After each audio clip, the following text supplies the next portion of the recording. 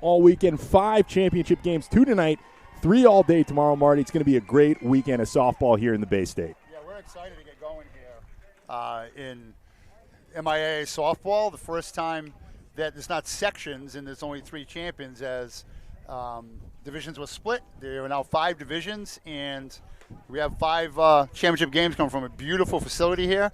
And now I know why there's always a lot of snow up here with the way this wind whips. And if you get anything up in the air toward right and right center today, it might jump pretty quick. The defensive alignment first up in the outfield as the home side is Greenfield. You've got Mackenzie Poulin in the circle getting the start for the Green Wave. Kelsey Richardson behind home plate. Amber Bergeron at first. Anna Bucala at second. Carly Blanchard at third. Ainsley Flynn playing short. And then across the outfield from left to right, Rachel Dodge, Caitlin Lavoine, and Marie Ellis Beatriz. What a beautiful facility here at UMASS Amherst. Outfield groomed, infield groomed. As you and I were heading up here today, a squall, if you will, came flying through. And shout out to the ground crew for getting us ready. And first pitch ready to go here. First pitch going to come just a few moments after 3 o'clock. Yeah, you mentioned there was some inclement weather right around noon, 1 o'clock out here. The field looks great in the first pitch. Swung on and missed by Shannon Luxia, the shortstop for West Boylston. Falls behind 0-1. Maddie Pietro on deck, and then Peyton Maloney, the opposite number of Poulin, will bat third. Up and out of the zone, 1-1 count. As we saw it the other day, Jared, doing Rhode Island State Championships as well. Always important to get ahead of the hitters. Yep. Started with a low curve inside and came back with a rise, and the count's even at 1. Off speed there, swung on and missed by Luxia. 1-2 count. Poulin looking for her first strikeout of the afternoon. It's a good job, too, by Poulin, where, you went in, up, and then you came back in again, changing that line of sight. Check swing. And they're going to say she did not go around. 2-2, count even. Good thing I did not put K on my scorecard in pen. Yeah, I was close to it as well. I thought at the very least they would check down to first base. They did not. So Poulin ready to deliver again. The righty, that rides up and in. First full count of the afternoon to the first batter of the game for the Lions. I read the records off before the game, Marty. 18-6 for Greenfield, 21-3 for West Boylston. Western Mass in Division 5 was absolutely loaded. Turner's Falls, the number 2 seed, lost to West Boylston, hit hard right back at Poulin. The throw over to first, in time to Bergeron, 1-3 for out number 1. Hard hit, quick reaction with the glove there by Poulin.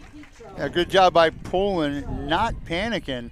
And I just touched on briefly the redistricting here in Massachusetts, where teams that might have been D3 or D4 teams now are you're all kind of grouped together. The way that it goes now. Hit up in the air to right field. Ellis Beatriz ranging over. That's going to land over her head. Cutting it off is Lavoine, and it's going to be a stand-up double for Maddie Pietro. First pitch driven into right center, and we've got our first base hit of the game, and it's going to come for the visitors. Now a runner in scoring position for Peyton Maloney. On deck, Lucy Allen, the catcher for West Boylston. Pietro saw the first pitch. That's 2 hard-hit balls here by the Lions here in the top of the first, and the right fielder kind of took an angle in and not back, and good job by the center fielder backing that up. First pitch to Maloney, up and out of the zone. Marty, you talked about the redistricting, the move to a full statewide tournament. This would have been the semifinal matchup. Greenfield would have been the Western Mass champion. West Boylston, the Central Mass champion. It used to be West plays Central, North plays South, and the winners play in the championship game. Now you have this matchup in the finals, and like I said, West Boylston also played a Western Mass representative in the semifinals, beating a really good Turner's Falls program. Yeah, Turner Falls has been near the top of the heap for many, many years out here. I've been to a lot of these softball championship weekends dating all the way back to high school. Turner's Falls is almost always out here. Like I said, the number 2 seed. And so that 3-1 count is low and out of the zone. Runners on the corners now for West Boylston. First free pass of the game allowed by Poulin. So Pietro jogs down to third. Maloney's going to head to first, and Lucy Allen will be at the plate, and we've got a courtesy runner coming in for the pitcher. That's Amelia Riley now running. Courtesy runners are allowed for the pitches and the catches here per NFHS rules. Marty is a coach in Rhode Island and a big part of the softball community in the Ocean State. They had an interesting week of Division I championships due to the designated player rule and whatnot. Hit hard on the ground, straight at the third baseman. Blanchard knocked down, tries to make the play to second. It's going to bounce low for Bakula. 1 run is going to score, and Riley, the pinch runner, is going to advance all the way to third. Boy, another hard-hit ball smashed at the third baseman who tried getting the out at second base. So theoretically, it's a fielder's choice. Is that how that scored, or is there an error on the throw? I don't have a good look at that. They did score that as an error. So that's going to be, I believe, probably an E5. It's either an E5 or E4. The run does come across to make it 1-0 for West Boylston. Caitlin Flaherty playing right field. She'll step up in the 5 slot. Runner still on the corners for the Lions. Hit softly on the ground towards third. Blanchard across the diamond, the throw in time. 1 run will score. So the runner advances. Fielder's choice there. And it's now 2-0 West Boylston here in the top of the first.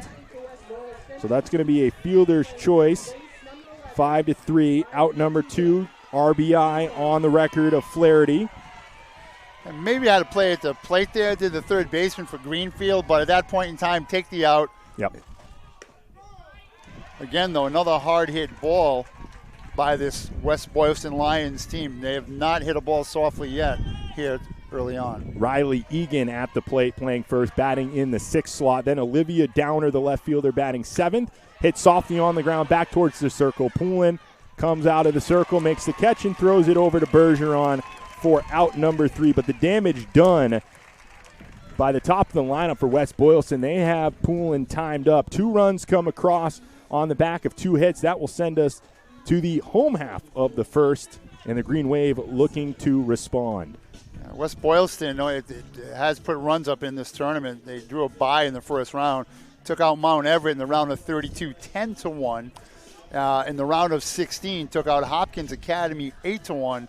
In the round of 8, took out Hoosick Valley 4-0. And as you mentioned, those are all Western Mass teams, by the way. And perennial, they also took out Turner Falls. And that's why we mentioned 18-6 for Greenfield as the top seed. Right. The strength of schedule is so good that it bumped their power rating up to first. But like we said, no joke, 21-3 for West Boylston out of the central eastern part of the state. It's going to be a good matchup here. Well, it is. And again, it's exciting for, if you're a softball fan or a basketball fan or any fan, you have the opportunity. And as we see tomorrow, that our last game, not to jump ahead, our D4 game tomorrow between Amesbury and Case. Amesbury's coming from the North Shore, and Case coming from Swansea. So 2 teams that never would have played each other had they not bounced their way through their sections. Peyton Maloney gets the ball this afternoon for the Lions. Lucy Allen is behind home plate. Riley Egan at first. Maddie Pietro at second. Katie Kersonis at third. Shannon Luksha at shortstop. Olivia Downer in left. Sammy Mullins in center.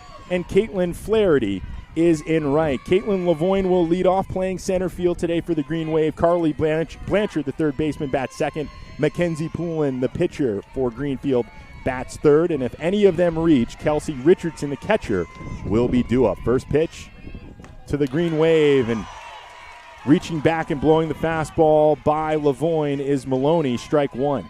Good pitch, way to start in the outside part of the plate. Lavoine tried to pull that ball.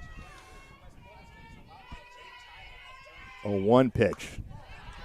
Changes the level there, raises it up out of the zone, 1-1 count. That's a good pitch again. You're heading the count. You can kind of go wherever you want. The 1-1 for Maloney. 2-1 count. Patient eye there for Lavoine.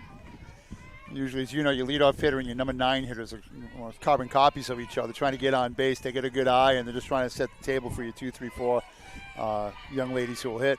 Now you got 2 outfielders in the 1 and the 9 slot for Greenfield. 2-2 count there as Maloney pumps one over the zone. It is worth noting, we said it is a windy, blustery day. It's blowing out from the third base side of the field out towards right field. So if you get one up in the air, towards the top right corner of your screen at home. It's going to go for quite some time. That's fouled off behind the screen. 2-2 count. Also, it could be an adventure. The outfielder is, center field is playing straight away, right, almost on the warning track between the S on softball, and the right fielder is way over near the 190 mark on the right field line. Yeah, there was the wind definitely affected the hit by Pietro, as that is fouled off and ends up bouncing off of the leg of Lavoine. That ball got up in the wind. It started to tail away from the center fielder, Lavoine, out there when the Green Wave were on defense, and got away from Ellis Beatriz as well. So we'll redo the 2-2 count as that spoiled foul right off a home plate. 190s down the line, 220 to dead center. This isn't the biggest facility in all of Massachusetts. I'll tell you what, it's one of the nicest. Oh, it's great. It's fantastic. The outfield, about as mint as you could ask for. And you mentioned the grounds crew did a great job getting the field ready. Raises the fastball to eye level, and Lavoine goes chasing. First strikeout of the game for Maloney, and that's out number 1 for the Green Wave. Good pitching sequence right there. Got Lavoine on the rise. After throwing a changeup and moving the ball all around. Got Carly Blanchard at the plate now for Greenfield. Look to the wristband for Maloney. Game being called from the West Boylston bench. And the first pitch in for a called strike on the third baseman, Blanchard. John Pyer, the coach for West Boylston. His opposite number is John Hickey for the Green Wave. Good crowd on hand for a Friday afternoon. I think most of the population of Greenfield is here for this one. 0-2 count, which you would figure a little easier to get here from Greenfield than West Boylston, though it's one ride down the pike. Pretty easy to jump on if you're West Boylston, but a 3 o'clock start, tough to get to for some of the fans. And a called strike 3. Down looking goes Blanchard, so that's 2 up and 2 retired via the strikeout for Maloney. Looking for a 1-2-3 inning. Great sequence by Maloney. Went in, went up, and Blanchard tried pulling her head out a little bit. Needs to keep her head on the ball a little more. Came back with something 0-2, and you got to get the bat off your shoulders. It is worth noting this is a really young West Boylston Lions softball team, as the fastball to Poulin blown by the pitcher. Only one senior, Jenna Marinelli, who's not in the starting lineup. Cut on and missed. 0-2 count. Working down and into these Greenfield hitters. Been successful. Last time she went away in 0-2. Let's see if she does it again. It's actually only 3 total seniors in this game, and that's fouled off into the screen by Poulin.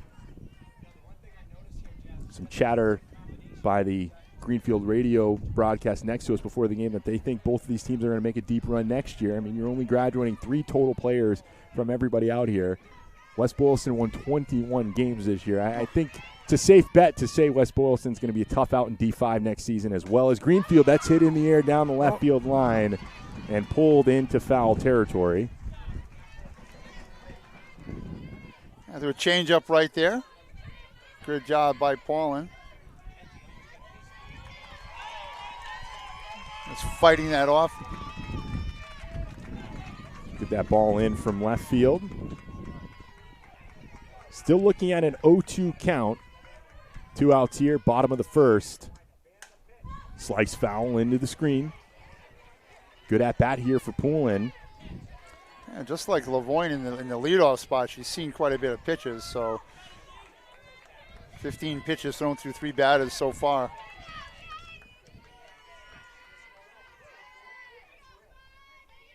Oh, 2 one more time. Just missed the inside corner. Good eye there from Poulin. Hopped out of the way of that one. You're ahead 0-2. It's 1-2 still, and you kind of got her off the plate. So you look for something up or something spin maybe on the outside part, change of sight level. The 1-2. Hit in the air to left. Ranging in is Downer. And Downer is going to miss that ball. It's going to be a stand-up double there. Yeah, the ball got up in the wind a little bit, and I think they're going to score that one ahead. No, it's an error on Actually, the no, they're board. going to score that in error, yep. It's a two-base error for the left fielder. So E7 there for Poulin, and that will bring up Kelsey Richardson, the catcher for Greenfield, looking for a two-out rally. That was a great at-bat for Poulin. Fell behind 0-2, started to time up Maloney a little bit, and puts one in play out in left field. She saw 7 pitches in that at-bat and probably just waited to come back in on a 1-2 pitch that was, again, could have got up in the wind. As you mentioned, it's blowing left to right. Yep. You know, you got to stay through balls and run through them if you're an outfielder or anything up in the air. 1-0 count on Richardson. Make that 2-0 as Maloney elevates that up and out of the zone. Runner in scoring position is Poulin. That's what happens too. You know, you're cruising, in an error, and now you're throwing more pitches than you have to. If you're Maloney. Sliced into the screen behind home plate. Boy, she got a good pitch to hit right there to Kelsey Richardson, and just a little bit late on it, turned on it, and yeah, I think the velocity of Maloney is going to take a couple innings for the rest of the Greenfield lineup to get accustomed to.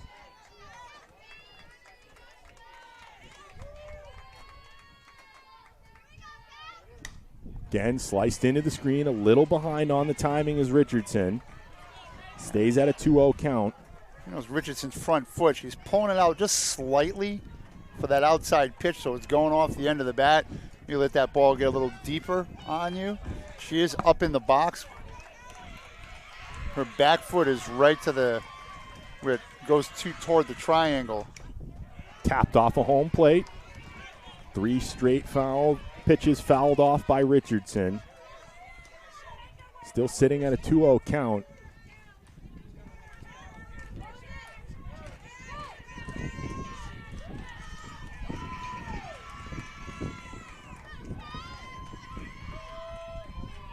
Off speed, and that's over the head of Richardson. So 3-0.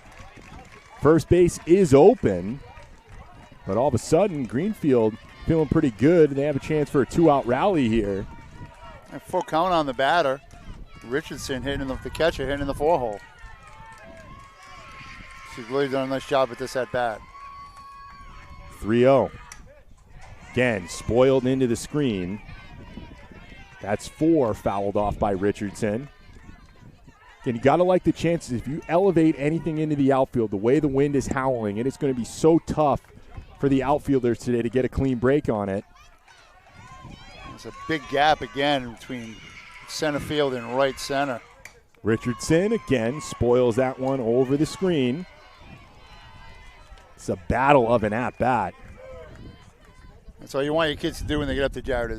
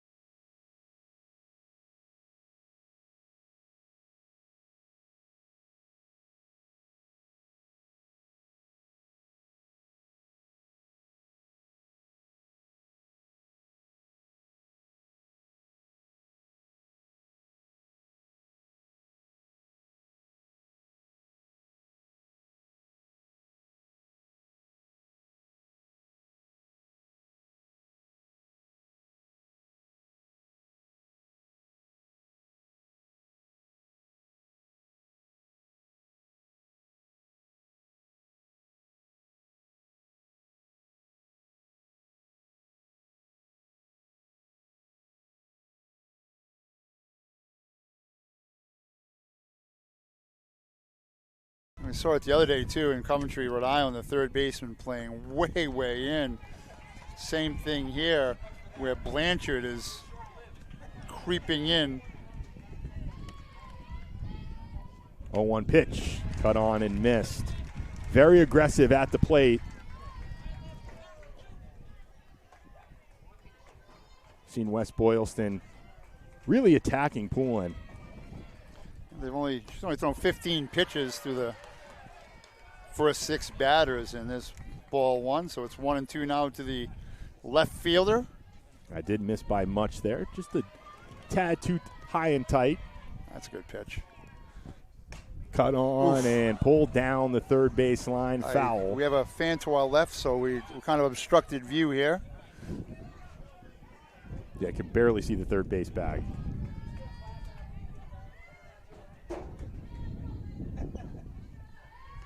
So Poulin ready to deliver the 1-2, and that's going to miss low. Count even at 2-2. Poulin has already surrendered 1 walk this afternoon. 1 hit, 2 runs. It's a good spot. And her first strikeout of the afternoon is going to come here to lead off the second inning as Olivia Downer goes down swinging. Out number 1, and that will bring up Zoe Chila. Even Downer hit a foul ball there. That was a screaming Mimi, right? That everybody in this lineup has had a hard hit to this point in time off of Paulin. First pitch down and out of the zone. 1-0 on the DP today for the Lions. Batting in place of Katie Kersonis. Greenfield not using the DP. Again, just a bit out in front of the Poulin offering there. Pulled down the third baseline. So we saw most of the pitches fouled off by Greenfield in the bottom of the first inning, hitting the screen over their right shoulder, meaning they're a little behind Maloney. And West Boylston just a bit out in front of Poulin right now. She's got a lot of spin on her ball coming in, moving it around a little bit, and makes that fastball look even quicker. 2-1, that's too tall. Now it's 3-1. Sammy Mullins in the 9 slot in the on-deck circle, and then Shannon Luksha, the leadoff batter, in the hole. Yeah, we already talked about the bottom part of the order. It's so important if you can just not cruise right through them, but tailing down the right field line. Oh, what a catch. And that is going to be grabbed by Marie Ellis Beatrice. You called it, Marty. What a snag. Snow coned it about 5 feet into foul territory. There's plenty of room down both lines to make a play, and there the right fielder does for Greenfield. Oh, man, on her horse right from the jump ran from the UMASS logo and laid flat out right in front of her hometown faithful, and that was a great catch. So Sammy Mullins looking to extend this half inning. 2 outs now for the batter in the 9 slot. Misses low. I was talking about how it's important to cruise through the bottom part of the order because as we saw the other day that bottom part got on, it turns it over and gets the top of the order back to bat more often. 2-0 count once again. Poulin falls behind a Lions batter. Such a tough play. That ball was tailing on the wind there for Ellis Beatrice to track down. 2-1 count. Swung over top of that offering from Poulin. If you notice, too, that a lot of the West Boylston batters, they are swinging on top because of the spin on the ball, trying to put it in play, and that's a good job by your pitcher. Hit in the air to right center. Ellis Beatrice ranging over, leaps and makes the catch for out number 3. 2 nice plays there in right field, battling with the wind. 1-2-3 inning there for Poulin, much needed for Greenfield after giving up the 2 runs. We also talked, too, about the wind, but it's also the sun now. Don't forget, right field is the sun field, and, didn't get a good jump on the ball in the first inning. Definitely made up for it there, going hard into foul territory, and then now this time ranging to the gap, showing her athleticism. We talk about our outfielders all the time. It's all about the first step, and very quick is the right fielder for Greenfield. Rachel Dodge, Ainsley Flynn, and Anna Bucala due up for Greenfield. That is 5, 6, and 7 for the Green Wave. And the wind, just like that, has picked up again. Yeah, it's blowing hard right now. Luckily, it's blowing from behind us out into the field, or we would be eating a face full of infield clay right now, which would be no fun for the entire afternoon. Or evening, or all day tomorrow. We'd burn through a lot of water. Let me put it that way, right? Again, 2 games this afternoon, D5 right now, then Division I, the nightcap, Peabody and Taunton High School, and then it's 2, 3, 4 tomorrow, Westfield High School and Tewksbury Memorial, Middleborough High School and Greater New Bedford Voc Tech, and then Joseph Case and Amesbury. Hopefully you're going to join us for a great weekend. I know that some of my players in Cumberland actually will be watching the Middleborough game tomorrow with some travel players. They play together on both squads, and Rachel Dodge will start it off here, the left fielder for Greenfield in the home half of the second. 2 strikeouts so far for Maloney. She did throw 26 pitches in the first Yeah, inning. she had to work hard through the at-bats against Poulin and Richardson. And taking a little too long there for the batter Richardson. For Dodge, she calls time and steps out.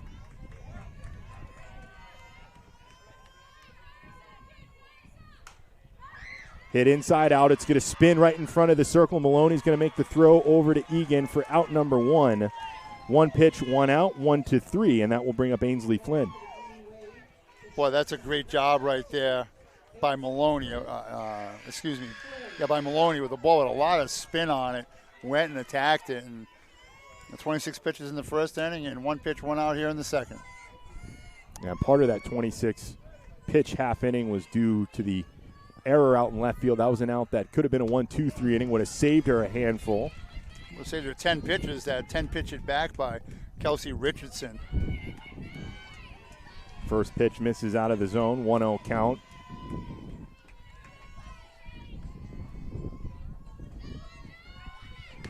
Cut on and miss, 1-1. That's a great pitch right there after falling behind in the count.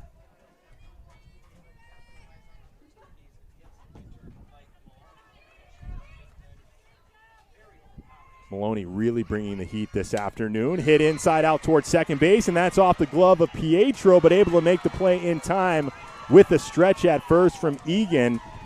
Great recovery there by Maddie Pietro. Hit off the heel of her glove, was able to grab it with the bare hand and make the throw over to first. Yeah, bobble right there. That thing was hit hard, and awesome job by the second baseman keeping her head down on the ball. And so Anna Bucala. Band-Aid break here for the third baseman, Chrysonis, for West Boylston. Now looking at her glove hand. So Chrysonis is okay. Got everything covered up. So Bucala playing second base for Greenfield. Her first look at Maloney, who's looking for her first 1-2-3 inning, trying to match Poulin here in the second.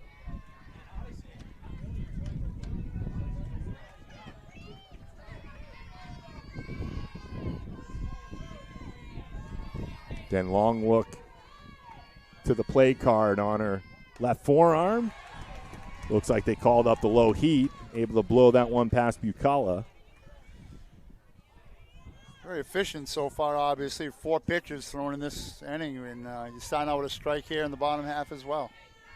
Different style of pitching going on right now between Poulin and Maloney, as that's fouled off straight towards the low press box here at UMass Amherst. Ground level press box. Very rarely do you see that. Yeah, that was pretty good. I was looking at Andy Tutkin, my former broadcast partner, who came to UMass on a baseball scholarship out of Smithfield, Rhode Island, and Andy was saying it's a real cool facility here. Up and out of the zone. Holding off there was Bucala. And Andy showed me the picture of him at Fenway Park holding the Bean Pot baseball trophy. He was the captain of his team senior year. They won the Bean Pot at Fenway, and good for him. Set for the 1-2. Again, sliced foul into the screen behind home plate. They just quite haven't caught up to Maloney yet. Seen a lot of pitches look exactly like that one. Yeah, she's definitely working all angles. This is one of the coolest facilities with a great view to the cityscape-like campus of UMass Amherst. Off speed in there for a called strike 3. Pulled the string on that one for her third strikeout of the afternoon. 3 up, 3 down for Maloney, and after 2 full, it's 2-0 West Boylston with the lead over Greenfield. We'll be back with the third inning here on the NFHS Network in just a moment.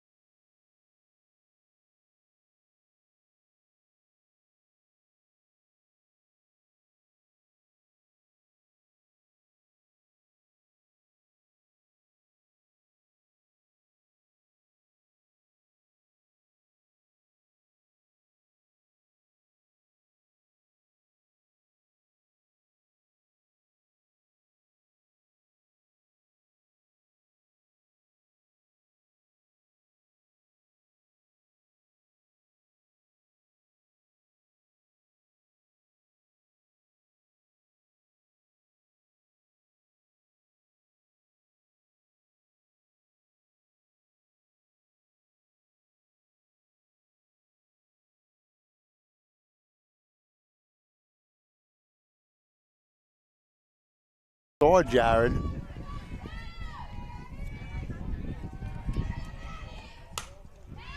Hit on the ground to the first baseman, and scrambling back to the bag for a 3 unassisted is Bergeron. So 2 up, 2 down very quickly for Poulin. 7 consecutive Lions retired now for Poulin after giving up those 2 runs. Yeah, great play by the Greenfield first baseman. Went out and got that ball. That's that in-between ball between the second baseman cover, and she sprinted to the bag. And ball misses low.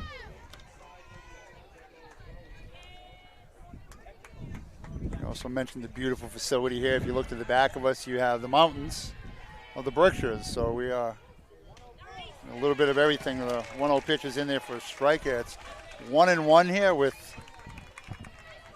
2 down in the top half of the third. Maloney reached via a walk back in the first inning.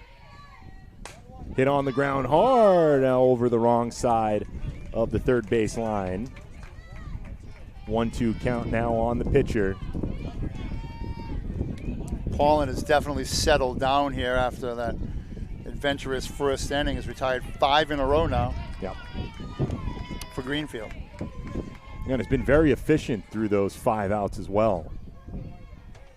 1-2 into the screen.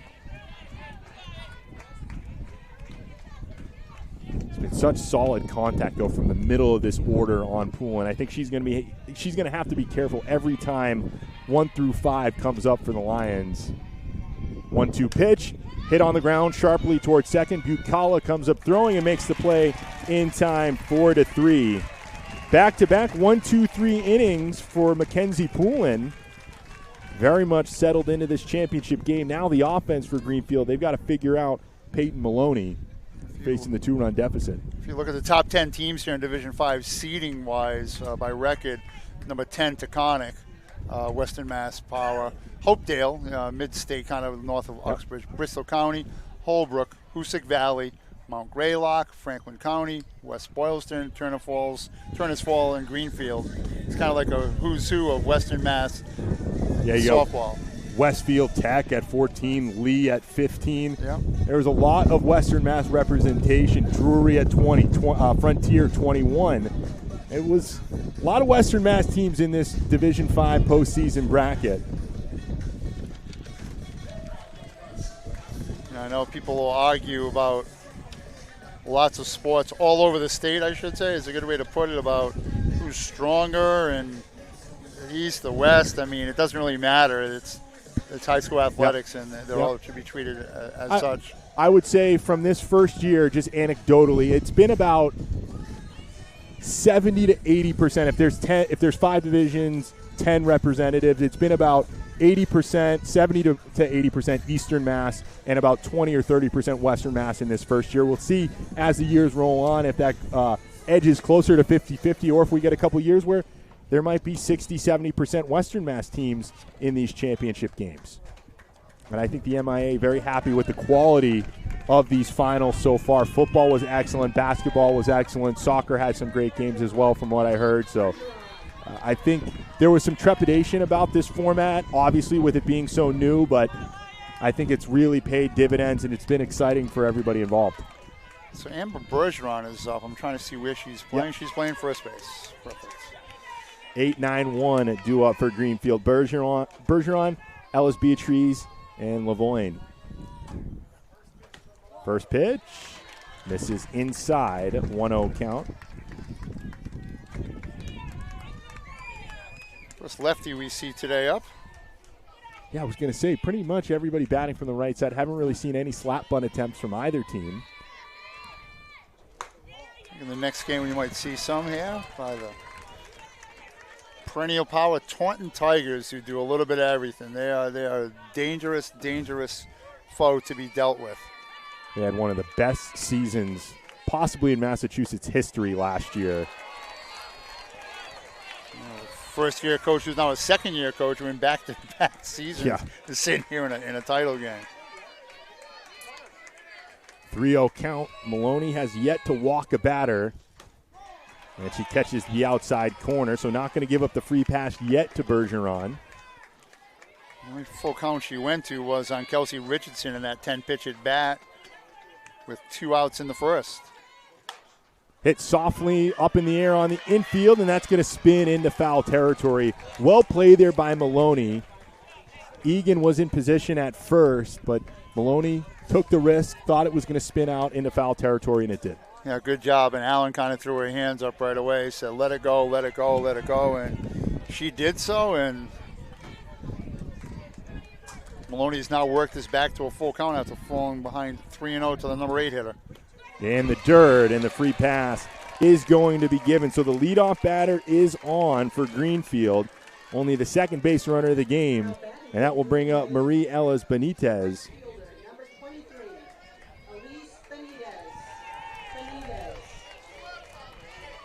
Elise Benitez, who's done a great job out in right field for Greenfield. Showing bunt. Went around, and Allen is going to jog halfway down towards first.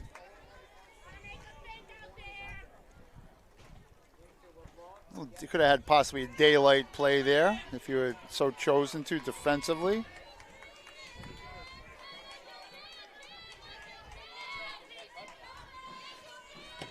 See if Benitez squares around, pops that up down the third base line, and that is going to be a double play. So the bunt attempt popped up, and then off the bag, Bergeron was pretty much at second. Great play there. Heads up by Kersonis at third. And that's pretty much a cardinal sin there for a bunt attempt. Yeah, you know, you always tell your base runners, you got to look in. You're always looking in. You take that first step, especially with a bunt. You look in, that ball goes down, you're on your horse. If it's up, you put the brakes on and get back to first. And unfortunately, Bergeron, as you said, was already standing on second base by the time that play it was made. like a popped-up bunt attempt that had backspin, so it took a while to get to Kersonis, which really put Bergeron in a no-win situation there at first. That's going to be fouled into the screen, and Maloney jumps ahead 0-2. Last time at Livonia, she got her on a rise after battling a 7-pitch at bat. So Livonia had a good at bat, but with every out so big here in a state championship game, and the more this game goes, and you start to run out of outs. Plus, you stopped also with the opportunity to turn the order over again as well. And there is the 4th strikeout of the afternoon for the Lions hurler. So another K for Maloney ends the 3rd inning. We'll head to the 4th.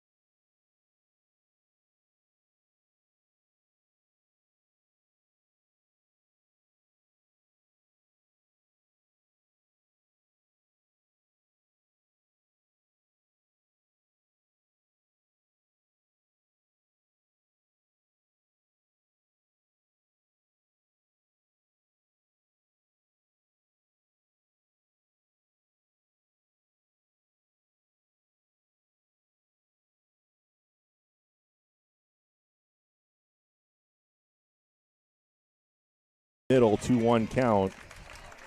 Well, just like batters have to adjust to, the pitchers adjust too, and something's not working, or in between innings you find a pitch that's not working, or you may warm something up as the 2-1 offering by Flaherty is fouled out on the right-hand side. That, as a pitcher, you talk to your coach, what's working, what's not working, and what warmed up well necessarily doesn't mean you're throwing it well, and you just gotta. It's a constant game thinking person's game of adjustments. Poulin's found the right adjustment. Well, she falls behind 3-2.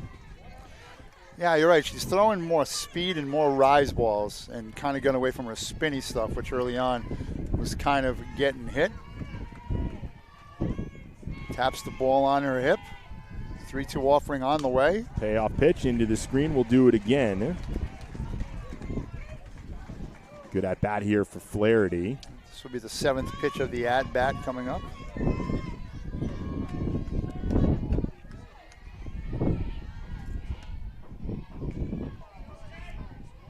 Payoff pitch.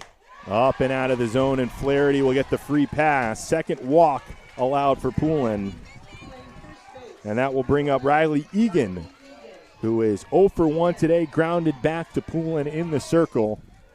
That closed out the bottom of the first inning. Had retired 9 in a row prior to that. Good job by Flaherty working the one-out walk. Showing bunt and spins it into foul territory for strike one. So the Lions looking to play a little bit of small ball here with the runner on.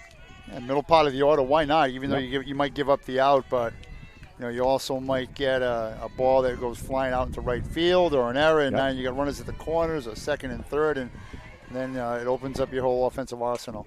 Hit high in the air to left, ranging over is Dodge, and that ends up in foul territory.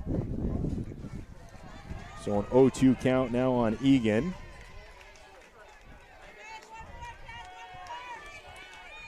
A bunt attempt maybe pulls him in the infield and the outfield a step or two, and then you swing it away and changes stuff up here. Fouled off straight behind home plate, over the screen and into the grandstands.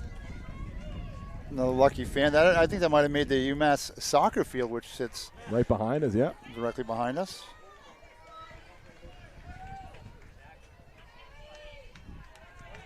Ready for the 0-2.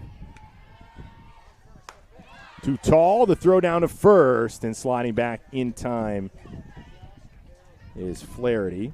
Yeah, good job by Richardson sending that ball down there, right? You take a little bit of a lead, just maybe you think about getting one step closer. Good backup by Benitez in right field as well, moving on every pitch. Yeah, she's played right field quite well for Greenfield so far. Slice down the first base line, and that's going to be gloved by Bergeron at first. So a long at-bat eventually won by Poulin, trying to start another consecutive streak of West Boylston players retired as Olivia Downer steps into the batter's box. Down to left fielder had a wind ball earlier on today. This game is not over by any stretch of the imagination. Both pitchers have really settled in and done a nice job. Yeah, even though we have the 2 runs, there's only 1 combined hit so far between the 2 teams. And it was the double on the wind ball to our current batter, Olivia Downer.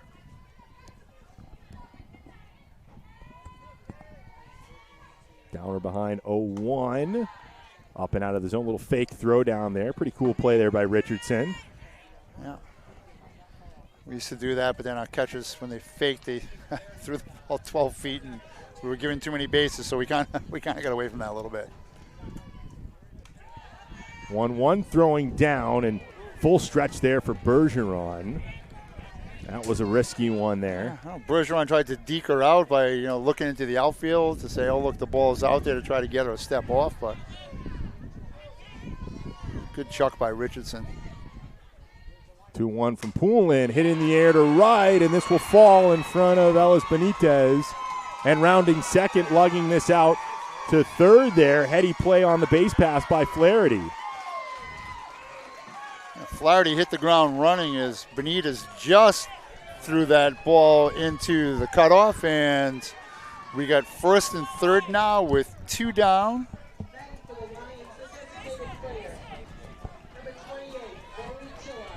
So 2 on runners on the corners, 2 outs. Zoe Chilla batting in the 8th slot. Misses inside. If it's me, I'm sending this runner here. Put a play on, try to get in a pickle, maybe double steal this run home, or just get that run in the scoring position by catcher interference. Popped up. Short right field, ranging back is Bucala, and she makes the catch for out number 3. So Poulin gets rolling again. She does give up her second hit of the game. A double and a single now for West Boylston. That was Downer.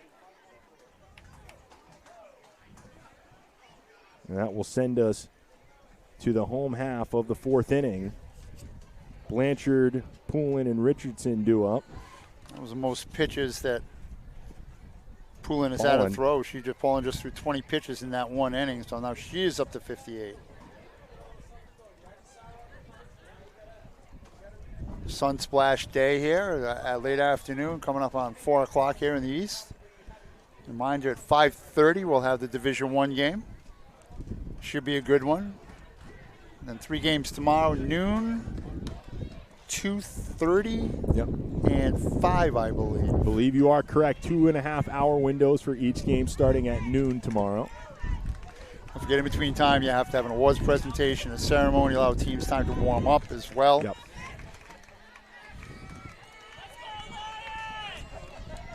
Yeah, most games take somewhere in that 90-minute to 2-hour range.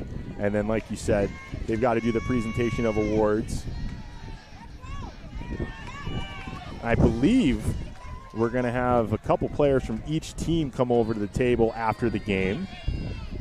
That was what I just heard over my shoulder there from my former athletic director when I was in high school, Lou Macedo, who's on the softball tournament committee here in Massachusetts. That's hit hard on the ground by Blanchard, off the glove of Maloney, and that's going to get down for the first hit of the game for Greenfield. So leadoff single for Carly Blanchard. Good job by Blanchard. You know, we saw the other night, too, the difference in the Coventry game and, you know, being aggressive early in counts. And this is the first time at Greenfield, second time in 11 batters they've actually swung at the first pitch. And so, like you're in business here with your 3-4 hitters coming up. You got the leadoff batter on. You've got outs to play with. Paulin at the plate. 1-0 count as Maloney misses low. And you've got 3, 4, 5 coming up for Greenfield. Don't need to get both runs here, but getting one, it feels like this is a good opportunity for the Green Wave. Swung on and missed. 1-1 count. Tried to get both back right there to Carly Blanchard. You know, she free swung last time up as well. Excuse me, Mackenzie Paulin, the pitcher, last time as well. You want to try to move this runner over and get her in scoring position and give yourself an opportunity to cut this lead in half. 1-1. And that misses low. 2-1 count. Paulin reached on that error out in left field in her first plate appearance. Don't forget Paulin, that was a 7-pitch at bat last time by Paulin too, where first 5 pitches it was foul ball, foul ball, foul ball, foul ball. 2-1, hit in the air to left. Downer coming in, the wind playing with it, but Downer able to make the catch for out number 1. Back to the first base bag goes Blanchard. Put a charge into that one, but Downer was behind it. Good job by the left fielder that time for West Boylston. Downer coming to get that ball. And here comes Kelsey Richardson, who had a 10-pitch at bat last time for flying out to center field.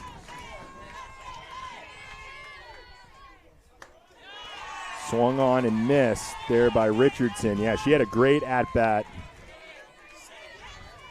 Surprised too, Blanchard standing on first base, kind of maybe try to tag on that or draw a throw possibly. I tell you kids, always be aggressive on the base pass. You can never give up.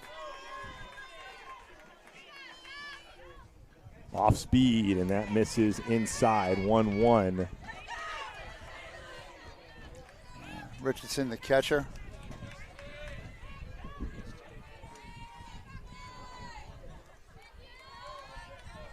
Steps in 1-1, wearing the number 29 on the back of that green uniform.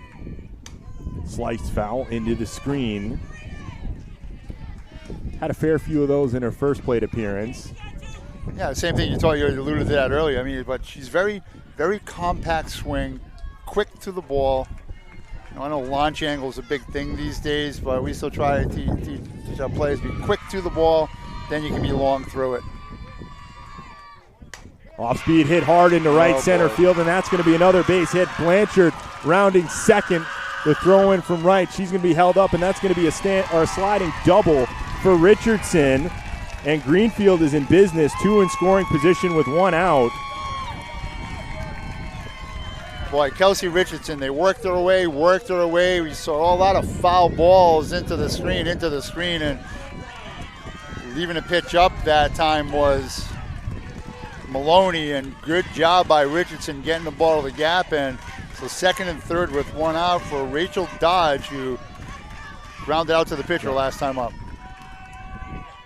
Runners on second and third, and the first pitch to Dodge.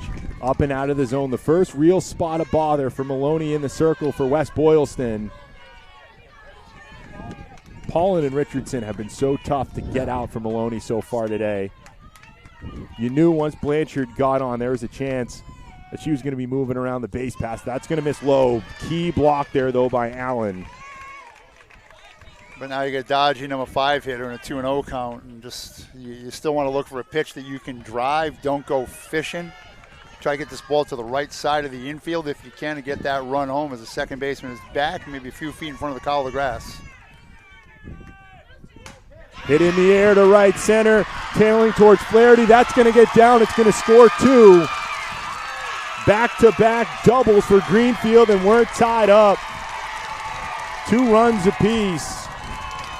Much to the delight, as you can hear, of the Greenfield throng, if you want to call it. And good job by Dodge going with the pitch. And we talked about adjustments by pitches, and it seems like the Greenfield hitters now are adjusting to Maloney, trying to pound that outside part of the plate. And good job by your catcher here, too, Allen, coming out and talking to your pitcher. This is one of those timeouts that actually isn't a timeout.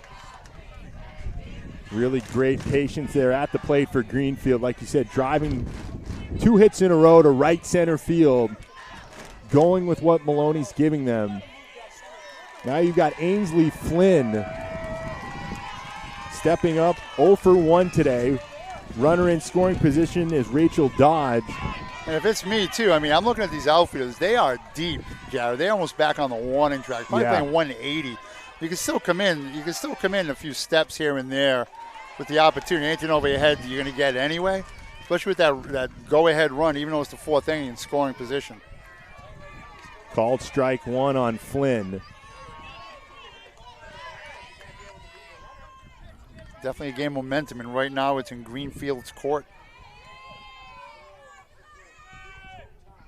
Off speed and in there for a called strike 2. So right now we see Maloney now throwing changeups, which he hasn't really done through this part of the order. It's kind of been the same MO of fastball, curve, a little bit of rise, try to move the ball around. And couple changeups inside there. I like her temperament, though. She had some swagger walking off last time, and she's all business out there on the mounds. Sliced into foul territory, out of play. Stays at 0-2. And if you're Maloney and West Boylston, you got to realize the game's not done yet. Tied up. Let's get out of this half inning. Still work to do here, but let's not surrender the lead fully here to Greenfield. That's right. It's a 0-0 game basically right now. That's where you're at. If you're Greenfield, keep feeling it at the plate. They've been so close so far today, starting to find the timing on Maloney in this half inning. I'm surprised to see, even though it's 0-2, a little bit of something high and outside of the zone if you're the catcher. Just set up like in the batter's box. Not to give her anything close. And threw a rise there, and good job by Flynn battling. Yeah, just got a piece of that one.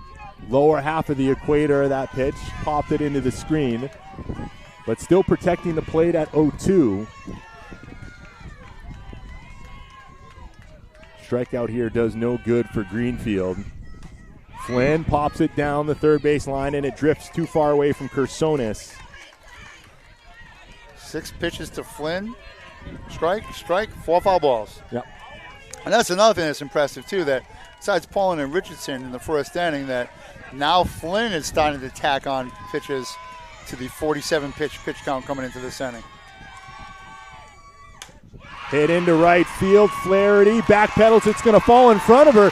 Gets away from the right fielder. That's going to score another run for Greenfield. And this is going to leg out into a 3-base award there for Flynn. And Greenfield takes the lead here in the 4th inning. I just mentioned about all the outfielders playing deep. Case in point right there is the ball had some English on it and kind of got away from Flaherty out there. And that's going to go for a hit, a triple for Flynn. Yeah, fell in front of Flaherty, and then she wasn't able to cut it off and right all the way to the fence.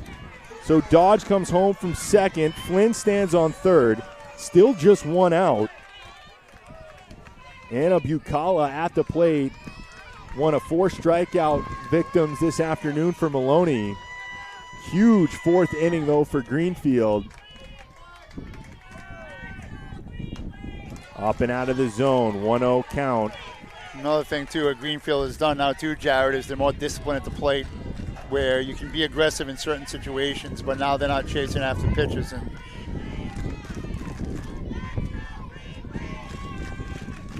Bucala, big swing, 1-1 count.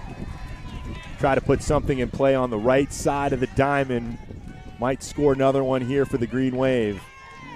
Bunt attempt, try to squeeze down the first base line. First baseman is way back even with the bag. So is the third baseman for that matter. For Bergeron on deck, 1-2 count. Nice rise ball there from Maloney. Swung underneath, did Bucala. Way to settle down right there by Bucala. She just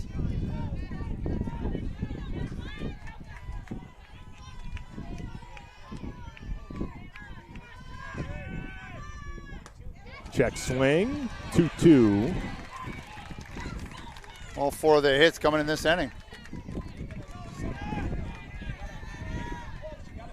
A single, 2 doubles, and a triple now for the Green Waves. Bucala theoretically by progression will hit a home run. Be the team cycle there for the Green Wave. And that's going to be fouled off of Bucala. We'll do it again at 2-2. I know you know the answer. What is the hardest part of getting the cycle? Triple, right? Absolutely. Got to be the triple. Good job. I didn't mean to have smoke coming out of your ears there. I had to think there for a second. You are correct. Trying to see if you were trying to fool me. No trick question. You already got it. No. 3-2, full count now on Bucala. I enjoy working with you and like to continue to do so. So I got to make sure that I know my limits. It is always a blast working with you, Marty. Thanks to Don Boyle as well for getting us out on the air as always. Full count.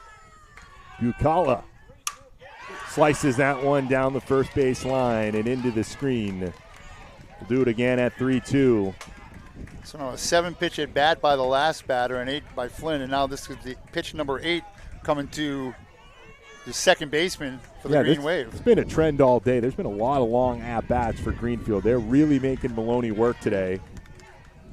Finally able to get at her.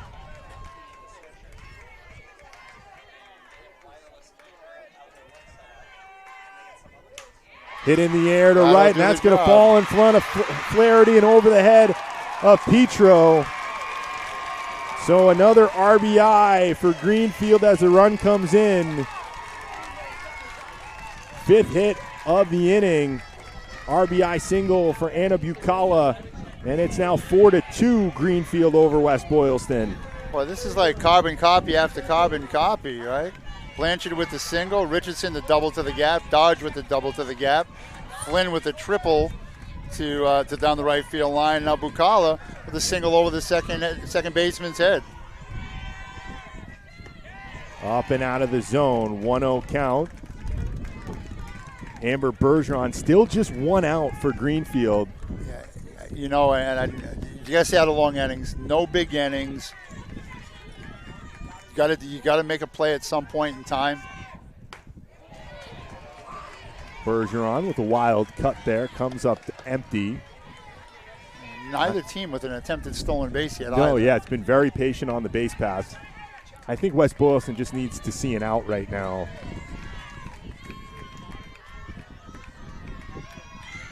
1-1 count. Bergeron hits that inside out over the head of the shortstop, Luksha. Another single for Greenfield, and the hits just keep coming for the Green Wave. I'll tell you what, it's the old adage, it only takes one swing, and Bergeron on the second pitch right there kind of pulled her head out a little bit, and, it was kind of like that, but that was a good job, went with the pitch, and that is the 5th hit in a row for Greenfield. 6th of the inning. 2 on, 1 out for Marie Ellis Benitez. The 8th batter of the inning is coming up now for Greenfield. As we alluded to, they had 2-0. It was like, okay, you just need to get something going, but they have answered the bell in a big way here. And good job by the West Boylston coach now going out and just making sure that. I mean, they have only had one game where they've been held into single digits in this postseason run. 24 in the round of 32, 15 in the round of 16. Or, excuse me, 24 in the round of 32. The game against Maynard in the round of 16, they only scored 3. They only needed to score 3 to win. 15 in the round of 8. In the semifinals, they scored 11 against Frontier. So this is no surprise that you're seeing this offense here from the Green Wave. And it's contagious, in lineups because, you feel a little better, you're more confident, hit in front of you, and you're like, okay, I'm next. And there really hasn't been much of note up to this half inning, and it has just been an offensive explosion here. Called strike on Benitez. Maybe try to put a bunt down here with your number 9 hitter and maybe try to advance the runners, or at this case in point, everybody's hitting away, just keep doing what you're doing. That's the thing that's been most impressive. It's all been driven oppo shots so far here in this half inning. Benitez bit out front of that off-speed offering. It does get away from Allen long enough for Bucala to advance to third and Bergeron to move into second. So now 2 more in scoring position for the Green Wave. And now we have another umpire who's joined us. The game started with just 2, and the third umpire has made an appearance. Maybe got stuck in traffic, and that's great base running right there by Bucala. Just the ball was in the dirt, and we don't coach our runners. They're on their own there. So anything to the right side, we get another run home here. Just missing upstairs. 1-2 count.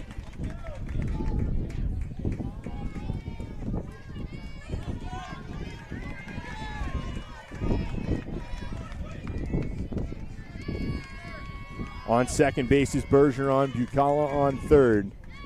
Benitez at the plate, jammed inside towards the screen, and Allen's going to make the catch in foul territory for out number 2.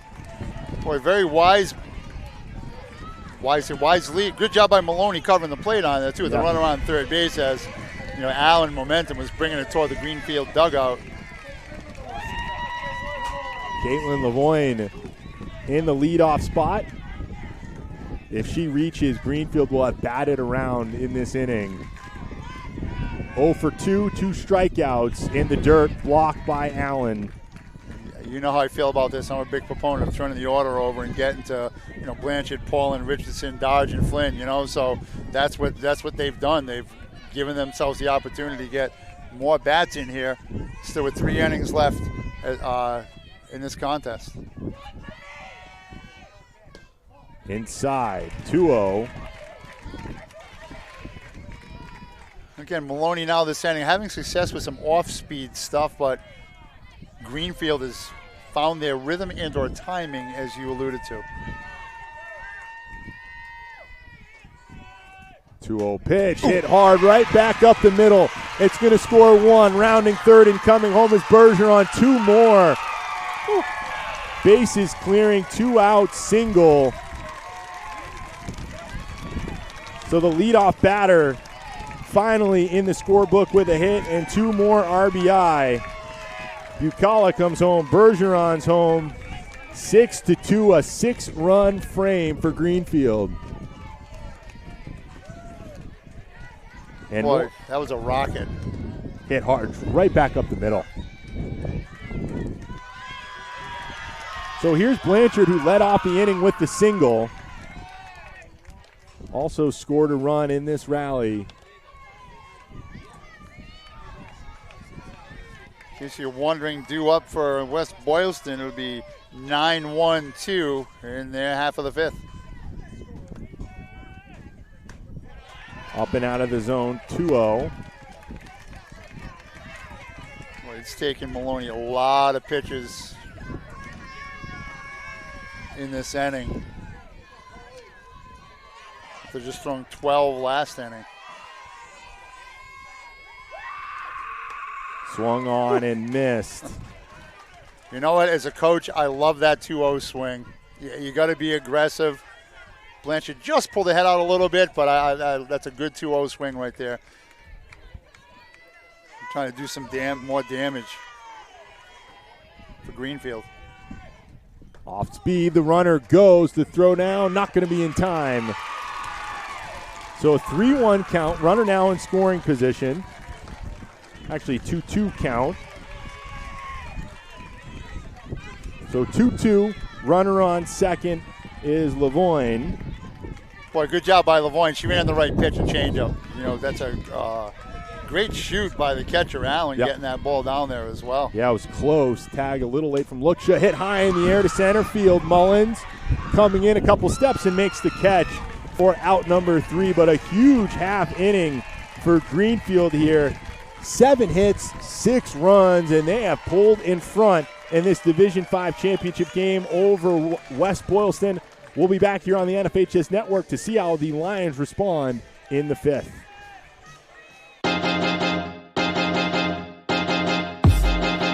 High school sports fans, relive your favorite moments. Just click the shopping cart below the video player to get your digital copy today.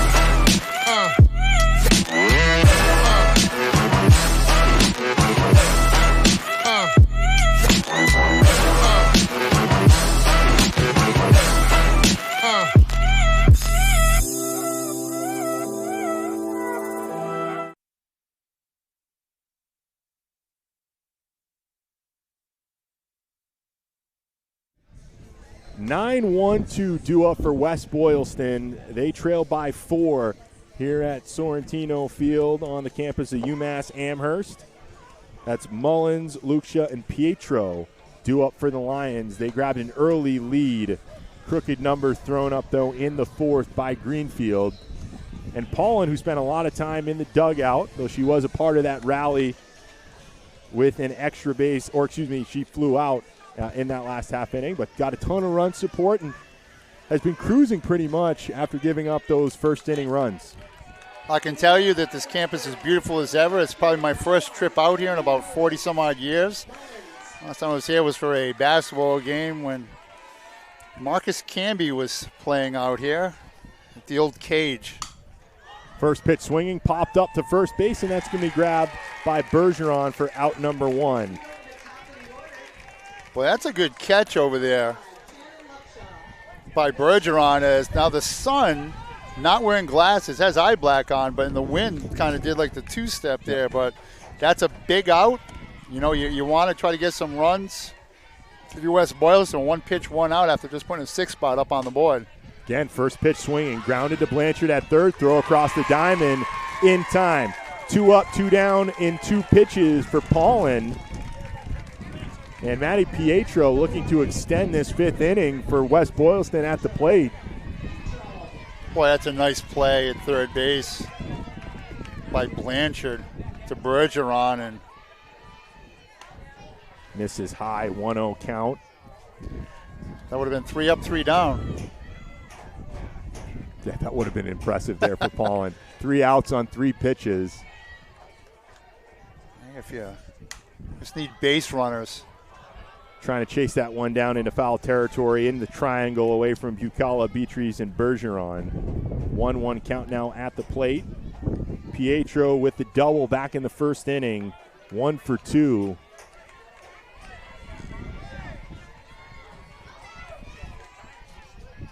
Just 2 hits allowed for Paulin, and chasing that one in the dirt. Almost kind of threw a drop ball there, something we haven't seen from Paulin yet today. That thing, that never got higher than her knee, but at the end it just kind of dove. Yeah, the bottom just fell out of the bottom of that. And there, a strikeout for Paulin. A very efficient 1-2-3 inning. 6 pitches to get out of the inning for Paulin, who has thrown 15, 14, 9, 20, and 6 for 64 pitches. And for West Boylston, Maloney has thrown 26, 9, 12, and 42 pitches. You know, fatigue is at least on the arm and shoulder, elbow, not as much in softball, but still, it's a lot of effort when you're throwing that many pitches, 89 through four innings there for Maloney compared to the 64 to get through 5 full. Oh, it is, and it goes back to, like, you know, even in the first inning, if, you know, that wind-blown ball that was scored an error, you know, she had to throw 10 more pitches in that inning to Kelsey Richardson, you know, that would be less on your arm. And, you know, I had one of my pitches this year was like 120 pitches in a game, went to a lot of full counts, struck out 16 batters in the game, so she was firing. And, you know, later in the it was a playoff game, and later on I said, "How you doing?" She goes, "I feel great, Coach. I feel great." But 2 days after that, she was not available for me because not that she couldn't do it, is a lot of these players, don't forget, play travel softball, pitch 2-3 games in a day, let alone in one day. But 3, 4, and 5 coming up here for Greenfield. Paul and Richardson in Dodge. 7 hits, 6 runs in the last half inning. I think they'd be happy with at least half of that if they could get it. I mentioned the youth of this West Boylston team as well. This time being here in a while. You could say the same about Greenfield. Lavoine and Richardson, the 2 seniors for the Green Wave. Everybody else coming back next year. Slicing down the first base line, that's going to end up foul. As I pull my roster up here. Paulin, a freshman. You've got Benitez, who's made some great plays in right field, a sophomore. Bergeron, a sophomore. Blanchard, a sophomore. Not just this year, not just next, but maybe the next couple for the Green Wave. They're going to be tough. That's Paulin hitting it into the air, into short center, and ranging back to make the play is Luksha for out number 1. Great play by the shortstop right there. You know, we had mentioned that the outfield's playing deep, and Luksha just said, "I got it," and she drop stepped right away, went and got it, and it's a good out on Paulin. Here comes the difference maker of the game. Kelsey Richardson's really setting the tone offensively. Double in a run scored today. I'm laughing because this kid could play for me any day of the week. Just the aggressiveness at the plate, mindset. You know, the catchers always have that. You know, I was a catcher a long time ago, but catchers have that mindset that, you know, you're not going to beat me today, and that's Richardson. You know, she's digging in, saying, "Okay, what's next?" And she's been one of the players who's made Maloney work the hardest today. Every at-bat has been hard work against Richardson. 1-1 count.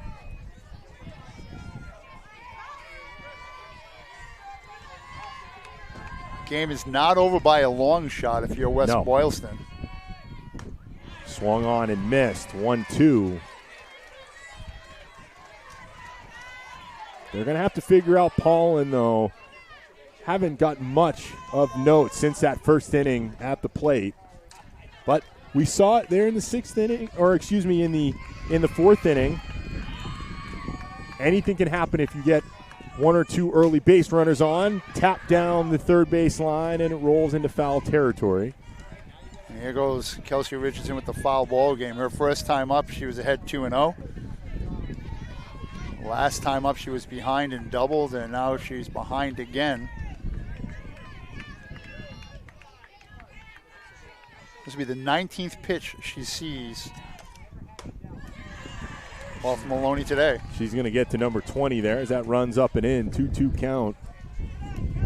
See how I fed that? I just gave you that soft. That's the alley, and I slammed it home there. I did. I gave you the meatball right there. Nice job. Not far from the Mullen Center. I guess not far is relative when you're on one of the biggest campuses in Massachusetts. Home of the A10 women's champions this year. Beautiful place. My best friend's daughter just graduated from UMASS last year. Paige Anderson still lives out here, works out here, loves it up here in the Berkshires. Western Mass loving this scoreline right now as Greenfield with the big lead. And once again, Richardson just does not go down without a fight. Right, you know, I liked it too. Like Richardson, she's aggressive early enough in the count, and then usually your strike zone expands. Hers gets smaller, it seems, and she becomes more disciplined at the plate. The 2-2 offering from Maloney. And again, Richardson spoils it into the screen. I don't know if she has swung and come up empty. No, because I have FB written down a lot here on a lot of her pitches. Full count, 3-2. And in there for a called strike 3. Hard fought, but Maloney wins the duel. 5th strikeout of the game for the Lions starter. Great job by Maloney. Came back inside, low and inside, that 1-1 spot. Really hadn't thrown anything there to Richardson, and nice job by the pitcher, Maloney. Rachel Dodge with a double and a run scored. Takes called strike 1 at the knees.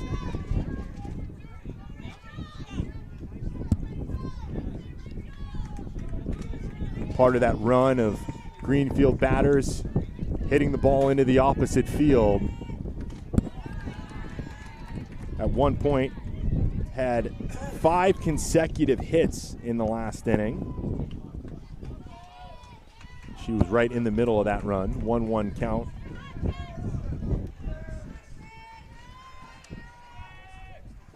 Oof. Hit hard, pulled foul, 1-2.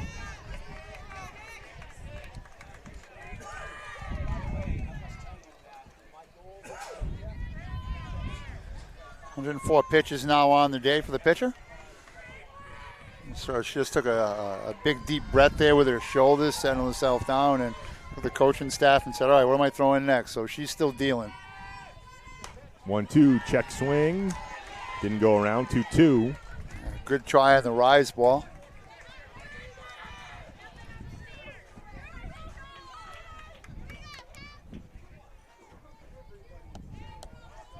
The junior pitcher. 2-2 hit hard right back up the middle, and that's going to be another base hit for Dodge and Greenfield. 2-out single, and the Green Waves back in business.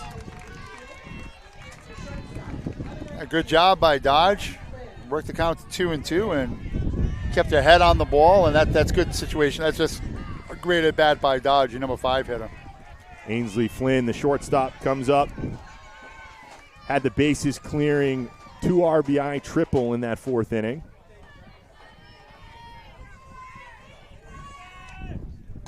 Up and out of the zone.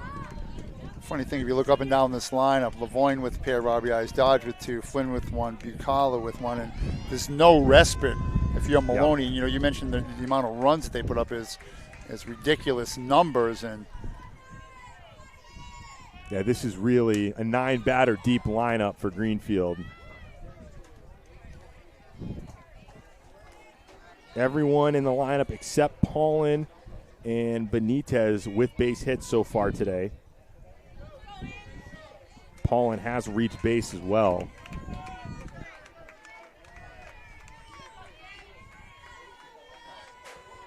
And the 2 other times that's hit hard into center field. It's going to land in front of Mullins. Rounding second, heading into third, and the runner, no throw to second. So Dodge goes all the way to third, and Flynn able to leg that to second base. Boy, great job. Ainsley Flynn runs hard right out of the batter's box. I know we talk about it all the time, and it might sound like a broken record, but Flynn went all the way. The ball came into the cut. The cut looked at third base, never looked back, and Flynn with a hustle double has now tripled and double her last 2 times up, and that brings up Bucala, who singled last time up on an 8-pitch at bat. Misses inside. Yep, 1 for 2, a single run scored. Struck out in the 2nd inning. I'd be remiss if we didn't mention the coaching staff. So West Boylston head coaches John Pager, Rich Granger, and Kelly McSweeney are the assistant coaches. Fouled off by Bucala, 1-1. And for Greenfield, John Hickey, the head man, assistant coach Andy Rupp. So close to a 1-2-3 inning for Maloney. Retired the first two. Has given up back-to-back base hits.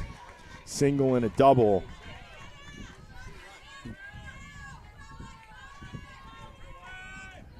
Bucala fouls that once again back into the screen. 1-2 count.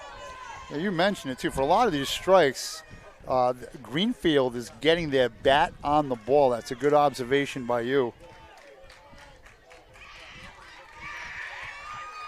I think they've just got great control of the barrel up and down the lineup. And there's not been a lot of swinging strikes today. That's hit softly on the ground. Luksha charging in. The throw is going to be in time. 6-3. That will end the fifth inning. Close call there once again for Greenfield. But it stays 6-2 here at Sortino Field at UMass. We'll be back in a moment with the top of the sixth inning here on the NFHS Network. What rhymes with great? Participate. Where does greatness start? Here, in the classroom. On the stage. In the pool. On the field. Where will your greatness take you? To better grades.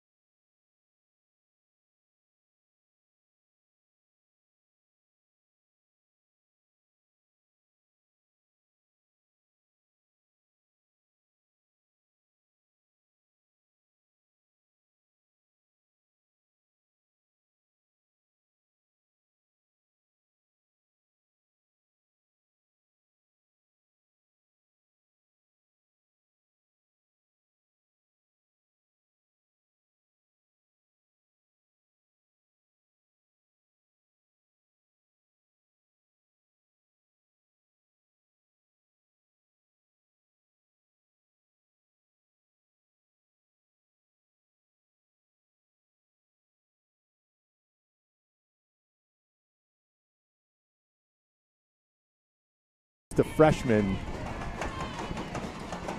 Wow, as Paul Healy would say. It's a nice piece to have if you're Greenfield. 2-2 count. Yeah, it's also like little mini swirls keep Yeah. popping up all over the place. Yeah, it's 10, 15, 20 miles an hour right now.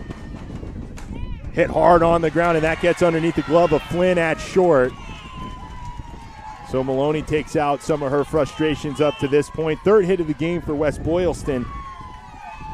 A great job by Maloney, inside pitch, and I think Amelia Riley now will go back in as the courtesy runner for the pitcher Peyton Maloney. So Riley, the freshman infielder, will replace Maloney, the pitcher, the junior. And here comes Lucy Allen, the catcher, who reached on an error and popped up to the catcher and skies this one to the shortstop. And settling under it is Flynn for the first out of the inning. How did you do with that, okay? Perfect. So an I infield know you're fly busy. 6. Lots of coordination going on here behind the scenes. Does seem like we're going to have 2 players from each team for a little post-game interview. Talk about their experience out here in Western Mass as the first pitch up and out of the zone to Flaherty. You know, I think it's very important what you just said, the experience that, you know, both these teams didn't get here by accident. They're well coached, regardless of what the score is. You had a, as Mike Krzyzewski would say, run the gauntlet a couple years ago when he got his high horse about the NCAA tournament. Football, you had to play 2 games, but you got to run a gauntlet to win a title. It's the same thing here. This is your 5th game playing for a state title. Hit softly on the ground to Blanchard, going to make the play at second base to get the leadoff runner. Tried to turn 2, not in time. So 2 outs. Runner stays on first, replaced by Flaherty. That's going to be a fielder's choice. Boy, great play by Blanchard, right? Blanchard and Bucala, that's stuff that you do every single day on your dailies. You know, just getting that lead runner, footwork. Make sure you get the first out, and what a great job right there. Egan at the plate. Up and out of the zone, 1-0 count. Yeah, trade that leadoff runner for the out. Yeah, but even now, I mean, regardless, you're just getting outs at this point in time. Like if a run scores, you know, a run scores. But again, great job getting that lead runner. Egan 0 for 2, or 2-0 count, and she is 0 for 2 today. I like the way that Paulin's moving the ball around. Now she's throwing inside curves to the right-handed batters. You can see the spin coming right off her hand. Hit hard on the ground, straight at the shortstop. Flynn, and the throw off the mark to Bucala. And Flaherty trying to advance to third, going to get underneath the tag. So 2 now in scoring position for West Boylston. 2 outs, runners on second and third for Olivia Downer. And that's going to be an E4. Yeah, I have the same thing, E4. It was a great play just leading to there, and I think Bucala tried to make the play to first before she had the ball. Second error of the game committed by Greenfield. So Downer with a chance to drive in a couple here. This would be huge for the Lions. Rolled over the top of that offering. She did single her last time up, did Downer.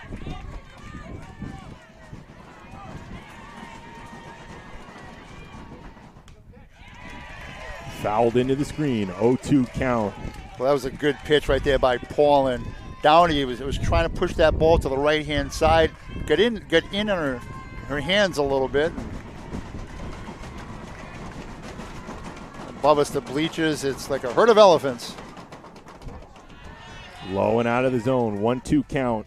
Flaherty on third, Egan on second. Not literally a herd of elephants, but they're making Sounds some noise. like it. Oh, it's awesome, though. Right underneath the aluminum grandstands. And both these sets of fans cheering on their respective teams into the screen, 1-2 count. Tell you what, though, about this facility, which I really like, too, is seeing the stands are high. That net is very, very high going around between first to third base here and kind of knocks everything down. 1-2 count once again here to Downer. And again, off the screen. Richardson's got the read behind home plate. Tinted visor on the catcher's mask for Richardson. Why not, right? Stylish. Yeah.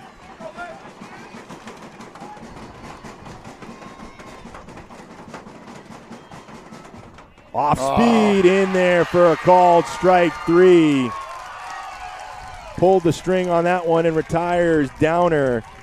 So 2 going to be stranded in scoring position. Third strikeout victim for Paulin. So we'll head to the bottom of the 6th inning. Still 6-2. 8-9-1 due up for the Green Wave. Will be Bergeron and then Widello batting in place of Benitez, we believe, and then Lavoine in the form of the top of the order coming up for the Green Wave. Pitching line for Paulin. She threw 15 pitches in the first, 14 in the second, 9 in the third, 20 in the fourth, 6 in the fifth, and 18 pitches there as got out of trouble. But again, all it takes is a runner, a hit, crooked numbers come up in those innings we talked about that you can't get out of. And, you know, Greenfield, the little pep in the step coming off there, too. And that was a good call. She hasn't thrown a lot of changes, did Paulin, and that was the perfect pitch, the perfect call in that spot right there. And we're to the home half of the sixth with a Green Wave up 6-2. Bergeron is 1 for 1 with a single run scored, walked in the third inning as well. Mentioned it's been pretty much 1 through 9 this afternoon for Greenfield, getting it done against Maloney. Again, everybody except Paulin and Benitez with a base hit for the Green Wave. And everybody except Benitez in the 9-hole has reached base. Bergeron, as you just mentioned, was the 5th Green Wave player to get a hit in a row in that never-ending 6-run inning. And the first pitch from Maloney misses high and away, 1-0. I mean, the floodgates just opened up from the 4th inning onward. 9 hits in the last 2 innings for the Green Wave. Popped up on the infield, charging in are 2 Lions, and Kersonis makes the catch right in front of Lucia for out number 1. Well, that's all that it takes, though. You know, you got a single to lead off the bottom of the 4th, and then you got a fly out to left, so it's 1 out, man, and run on first, and all right, no harm done. And then it went double, triple, single, and the wheels kind of came off. First plate appearance for Brielle Widello. And a strike pumped in by Maloney. Widello looking to become the next Green Wave player to record a base hit. Maloney badly in need of a 1-2-3 inning. 1-1. The Lions have a mountain to climb in the 7th. At the moment, they have to score at least 4. Trying to keep the deficit at that mark. There's no such thing as a 4-run at bat. You just got to get base runners one at a time. Able to force the pop-up on the infield. 2 consecutive batters there, so 2 up, 2 down. And that will bring up Caitlin Lavoine. Yeah, very efficient, only 4 pitches this inning for Maloney, and back to the top of the order in Lavoine, who has a pair of ribbies. Single up the middle, off the glove of the pitcher. Last time up. First pitch to the leadoff batter, up and in, 1-0. If you're Maloney, you know, there's no messing around here. You got to get this kid out, because if not, then you're back into the Blanchard, Paul, and Richardson part of the order. It's been so tough for her to get through that unscathed. Hit hard in the air to center field. Mullins coming in, and it will land right in front of the center fielder for Wes Boylston. That is hit number 10 for Greenfield. And here we go. Blanchard now steps up to the plate with a runner on and 2 outs. And also, and I know you're not thinking about this, but you're going to be thinking, okay, we get 4 runs to tie. Who's up for me in the 7th? I mean, it's just, you're always 1 inning ahead. Who's up? Who do I run for?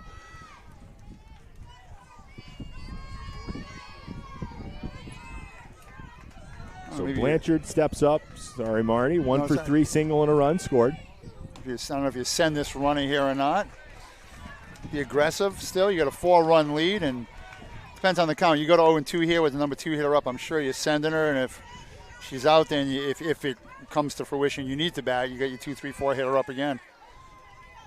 Although 3, 4, 5, the way Rachel Dodgers hit out that 5-hole with a pair of hits, it's a good hack right there by Blanchard on the foul ball. Falls behind 0-2. There have been so many good swings. Even when they miss, it's not by much. Hard hit, fouled off into the screen behind them. Offense has really been the name of the game in this run. Haven't given up much either. That's worth noting as well. Staying alive, 0-2. If I had better math skills, I could tell you how many foul balls they had, but that's a lot of chicken scratch. Mine is not any better, and I've learned after many years of doing these games, Marty, never do math on it.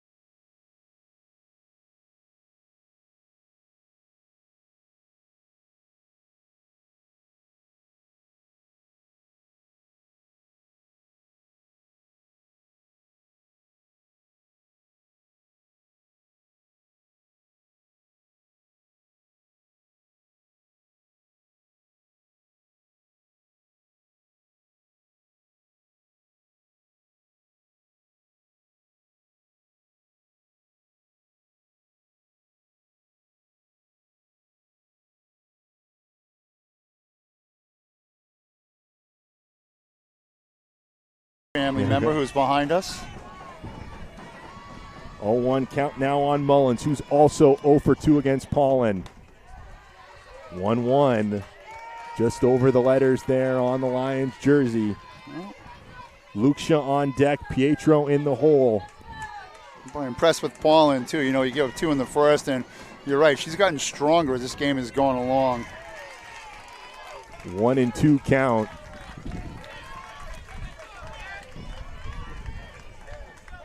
Again, I think it's just Greenfield. They can score top to bottom. Their offensive prowess was on display in that one inning, and sometimes that's all it takes. Oof. And that just missed low. Looking for that little backdoor curveball down and in. I just went to ring him up, and I threw the field mic off my chest. That was very funny. I saw the aftermath of it, but I wasn't sure what happened. Didn't know if the wind got it. No, that was all me, Marty Crowley. Full count, 3-2. Always an adventure when I'm with you, you know that. Or with everybody, with anybody. This is a big pitch here for Paulin. West Boylston, they'll take a base runner any way they can get it. Yeah, I don't think you're messing around here. You're just in full attack mode. Hit on the ground. Blanchard over from third to throw in time. Another 5-3. Back-to-back outs, and now the top of the order, Shannon Lucia for West Boylston. Boy, what a great play by Blanchard. It took that little in-between hop to her back, to her forehand in the backhand of the shortstop. Took a great angle to cut that off, and Greenfield now 1 out away from a title. Lucia is 0 for 3. She takes a first pitch ball, a ground out back to Paulin, a fly out to center, and a ground out to Blanchard. Hard hit up the middle, and that's going to bounce underneath the glove of Flynn and in for a 2-out base hit. Took a wicked hop there in front of Flynn. West Boylston still alive. Maddie Pietro, she had the big double in the first inning. Yeah, Flynn had no chance on that ball. It was kind of that not even in between hop. It was a screamer at her, and did they give her an error on that? No, they scored that one ahead. Okay. That's the 4th hit of the game for the Lions. First pitch swinging, sliced into right field, and Widello ranges in and makes the catch for out number 3. And this one is final. Greenfield on the back of a 6-run inning in the 4th, take home the title over West Boylston. And we mentioned early in the telecast, a lot of these players are going to be back next year. Expect a lot out of these two programs in the next couple of seasons. Boy, absolutely. You know, again, to make a run through the tournament to get here is special. But for Greenfield pulling out this title, congratulations to them. And congratulations to the West Boylston Lions on a great season as well. So we've got the handshake line, trophy presentation to both of the teams, and then a couple interviews on the field. Forgive me, I didn't know we were somebody spilling something on our table from above us. Forgive me, I didn't know I was going to be doing interviews or anything, so I have a shirt and a T-shirt on, so don't go crazy if you're watching this. And everything's dry for the most part. So our first championship game of 5 in Massachusetts in the books. D5 first up, and then D1 coming up next, and then 2 through 4 tomorrow here at Sortino Field.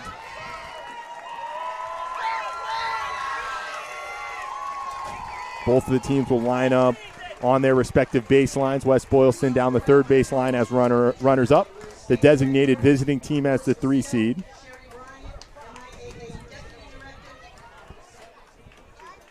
Trying to do some quick research here for Greenfield. Trophy presentation will be led by Luis Macedo, former athletic department at Hudson High School. Back when back when I was roaming the halls of Hudson High. Me and he's so I don't know if Louis remembers. We got into it more than once for a couple different reasons. But water under the bridge now. Nice to catch up with him a little before the game. He still speaks to you. I'm surprised, believe me. Marty, if you haven't realized, I can be a little bit of a hothead at times. That's why I always stay on your good side. So the runner-up medals being handed out to West Boylston. And the captains for the Lions. I'm trying to go back. Lucy Allen, Caitlin Flaherty, Shannon Luksha, and Peyton Maloney will go out and grab a piece of the runner-up trophy. Should be coming in just a moment. The last time Greenfield got this far was in 2017, where Turner Falls took them out 8-0 in the West semifinals, back when we still had divisions here in Massachusetts. If I'm wrong, I apologize, but I'm looking on the MIAA website as we speak. The old sectional format. This is so much better. You get different matchups, different brackets. You're not playing the same. I mean, there's been so many years in so many sports where we know more than likely what the sectional final is going to be, and that is at times been the de facto state championship game. It's great now that you can see the two best teams playing these championship games. Well, that's exactly what happens. And you know, if you look at like the West Boylston Lions, no sad faces. You know, you made a good run there, smiling as you should be. You made it to the last game possible playing. It's getting to that semifinal game that's usually the toughest game of all of them as well, to try to push through.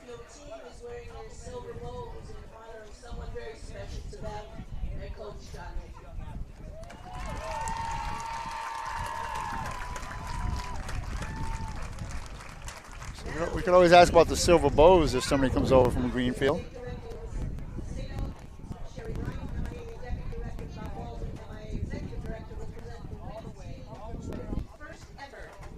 And the first ever statewide championship trophy is going to be handed over to the Greenfield Green Wave. First ever statewide champions here as the first game contested. And they get their first ever Division 5 title in Massachusetts history. So you can never take that away from the Green Wave as they run out and join their captains.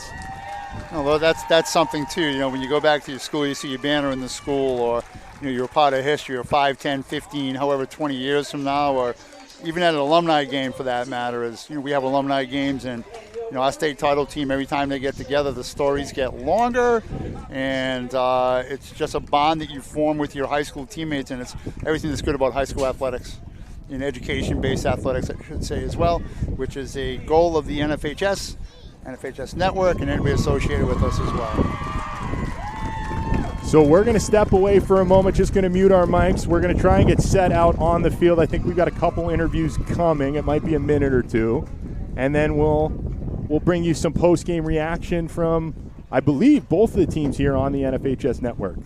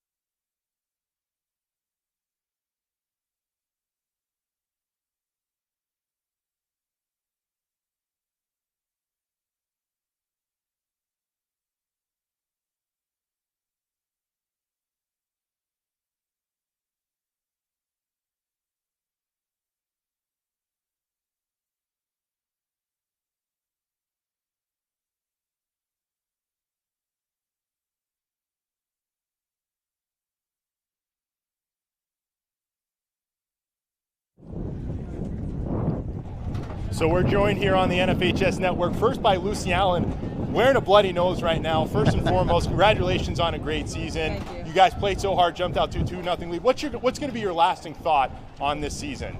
I think just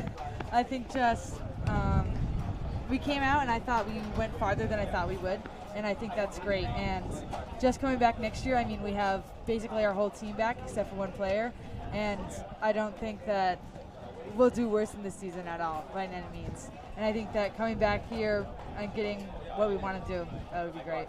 This is actually the first time we've got to talk to any athletes after the statewide tournament.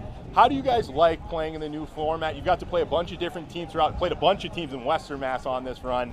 How's it been like for you, and what was it like playing out here at a Division I softball facility?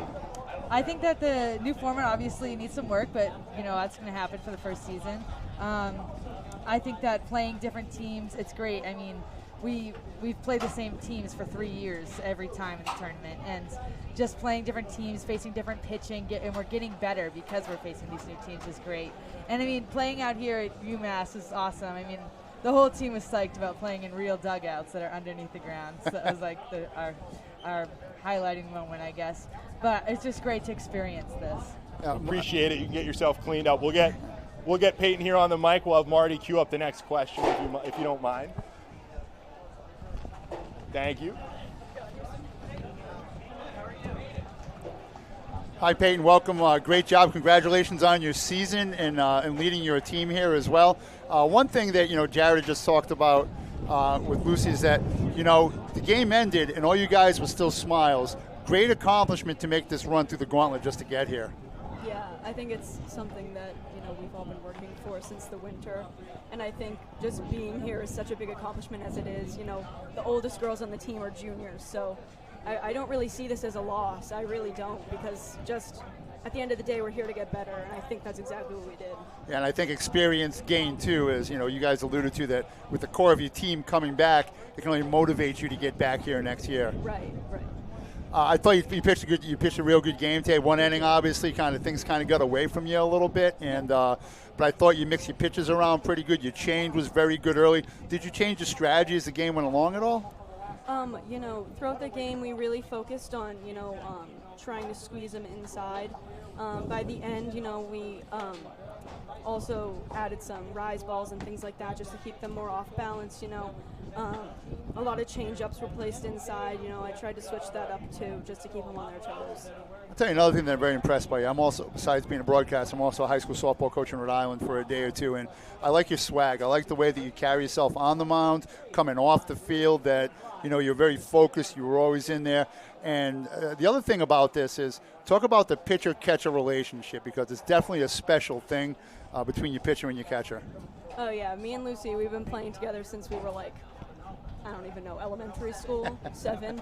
So, yeah, she's been my catcher forever. So, yeah. So this game hopefully spurns you forward moving. Yeah, I was just going to say, one more year of you guys playing together. Best of luck. Thank you for taking some time. Go enjoy the bus ride back. Enjoy the rest of the season, and get ready for 2023. Thank you, guys. Congratulations. So Lucy Allen and Peyton Maloney joining us from West Boylston. We should have a couple players joining us in a moment from the champion Greenfield. Marty, got to love the attitude that both of those players have there, and I specifically love the comment in there. This isn't a loss for them. They're taking this as a learning experience. They know they're going to have a good feeling they're going to be back in the tournament making a deep run, and they're going to put in the work in the offseason. Like Lucy Allen with a bloody nose. She was sorry about my bloody nose. She has it plugged up, but she had a smile on her face the whole way, and I believe, Peyton Maloney did pitch a good game. She had that one inning, and I just mentioned, that one inning kind of got away from her, but, other than that, it's just, it's a great accomplishment to get here. Those type of things are going to happen when you're playing an offense like Greenfield. I mean, like we said, 20 runs in a game in the postseason, 15 runs in a game in the postseason. And that's the other thing about this new format. When you put up gaudy numbers like that, you're playing teams that really earn their way into the tournament. Sometimes back in the section, some of the lower ranked teams in Western Mass or in Eastern Mass, Central Mass as an 8 seed, borderline tournament teams, you're doing it against good opposition here. And so you're going to run into those tough innings, but the battery's back next year. Most of that Lions roster's back. And, there's no more valuable experience than being in a spot like this, and the hunger and the fire to come back is going to be huge for West Boylston. It's going to be the same for Greenfield, because now they've got a big target on their back in D5, and Western Mass is loaded. They're going to play some tough games throughout the regular season. Yeah, I like what Lucy said, though, too, that they're not playing the same, quote-unquote, old teams running through a section, So hats off to the MIAA as I see a few of the Greenfield players heading in our direction. I believe it looks like Kelsey Richardson possibly. And a state championship trophy as well. All right. Try to wipe that smile off your face if you can, holding the trophy. It's not going to happen. Throw you on first here. We got senior Kelsey Richardson going to lead us off. Kelsey, unbelievable game this afternoon. You were such a tough out for Maloney to get. Can you tell us a little bit about your approach at the plate? Going up, I just knew, I know a lot of these girls look up to me, so I was going up, I knew I had to start something. You can see me going up, I always take those big, deep breaths going in, and I just think put the ball in play, and that's all I got to do. You guys fell behind early. First inning, you give up 2 runs. What was the talk like in between innings before the 4th when you guys came out and scored those 6 runs? We come back into the dugout, and I sit the girls down and go, look, we're still in this. It's a new game. We're in the beginning of the game. Don't even worry about it. We're coming back, and we did it. What's it like winning the first ever MIAA Division V statewide softball tournament and doing it at a facility like UMASS Amherst, getting a first-class treatment here in a D1 facility? It's crazy. It's completely unreal. I don't really think it's like set in yet. Like it still feels like super hectic. This season it flew by, so to know it came to an end, doing what we do best and taking home a big dub, it feels great. Last question, senior leader on a very young Greenfield team. How much responsibility did you feel this year to kind of bring some of these young players along? And what's it like to get the title in your last season and kind of hand the program off to a talented group of underclassmen? Going into the season, I knew that I was gonna be the top dog. I knew I was getting up there in age. So I kept the girls up and kept them hype. I brought our lucky chicken. I got our cowbells. Like if you need someone to rally, you call my name and I'm there. And that's the role I took. Getting up there in age at 18, you got plenty of years. If you want to hand the headset over, thank you for taking the time. We'll hand it over to Marty Crowley, who will interview Caitlin Lavoie. Oh, my God, she's old at 18. Yeah. If you're old at 18, I'm ancient. Center field, Caitlin Lavoie, who just came over with the trophy, smiling ear to ear, had a big hit in that 6-run inning to extend that 4-2 lead to 6-2. What's your mindset at that point in time at that at-bat with runners in scoring position? I just have to make contact no matter where it is. I was looking to drive them in, and I did that with 2 runners. Yeah, that's a great job hitting on the leadoff spot. Can we ask you about the silver ribbons and the significance behind that? So our coach early in the season diagnosed with Parkinson's disease. So ever since tournament, we started wearing them in his honor. That's fantastic. It's just, being in softball, part of a softball family, and it is a family is what it is. It's not just hit or miss, and a great job by your team doing that as well. Talk about, and we mentioned this earlier, the open tournament. How was it to play teams that you never would have played had you not been in the West section? We didn't really know what to expect, so every game we just wanted to go in there and try our best, hit the ball, and play perfect defense, and we basically did that. Yeah, the one thing you guys did was you had a propensity for runs, putting up double-digit runs all the way through. And the one thing that impressed me about your lineup, 1 through 9, anybody could hit for you guys. Yeah, we have a pretty good lineup, so it was special. So if one of us was off, the next one would just come in and get on base. I got one more question for you.